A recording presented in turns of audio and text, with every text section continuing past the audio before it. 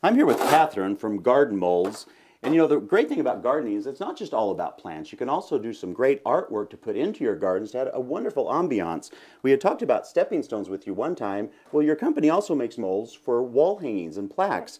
So today we're going to make one up here, and we're going to make this little totem thing that can be stuck in the ground or on the wall. Right. So what's the first thing you do after you make your mix here? Well, you want to have a mold release just like you would a cake pan. So I've just sprayed a little vegetable oil in here, and you want to brush it in so it's nice and consistent. So you're getting it in all the cracks and all the design? every crack. Otherwise, your concrete will stick to the mold like a cake would stick to a cake pan. Just like the bad cakes that I make.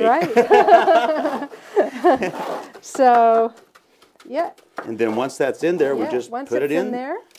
Oh, let's see, and I'm making a mess just like I do with cakes too.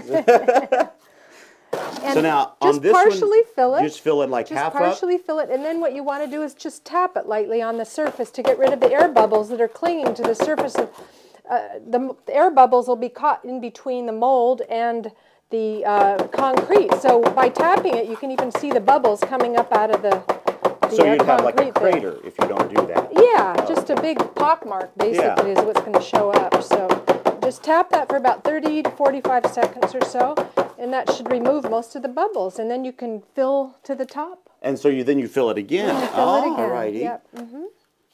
It's kind of like gooey. It is gooey. It's fun. Your kids will like it. Yeah. It's a great project for kids. Well, if my kids like it, I'm in trouble because I don't have any that I know of. So that could get us in all kinds of trouble. So now I'm assuming that you're going to tap again? Going to just tap again, and it levels all the mix just like that. And then for making a wall hanging, you want to just bend a little bit of wire and make kind of a little tab on the end of the wire so that it's sticking up above the surface of the concrete. That's what's your nail is going to slip into. So if I wanted to use this as a totem stake, though, I would just skip that step. Yes, you would stick that, and then you stick it directly into the ground. So now show us the one that's already dried, and let's see if we can demold that one out. All right. This. And I took some Southwest Indian design to use on this one.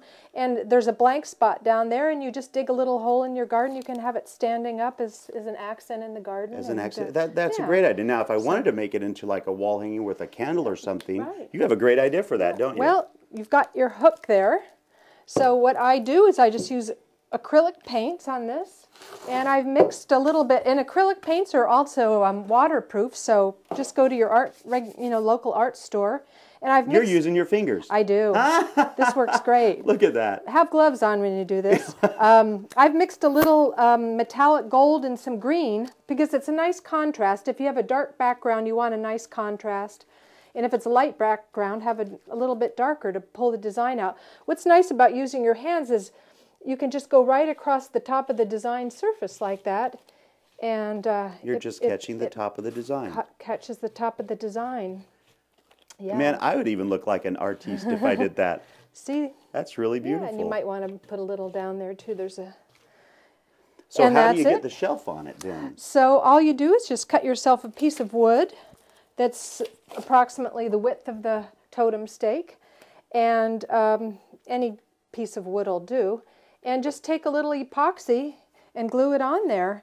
And if you want, after it dries, you can just take some more of this paint here and paint that shelf to match the rest of the it's really charming, and what a great project for the entire family. You can get your kids out on a weekend and make some up there. You know, to find out more information, you can visit gardenmolds.com, and I really appreciate this. What a great idea, and I hope you all the success in the world. Thank you.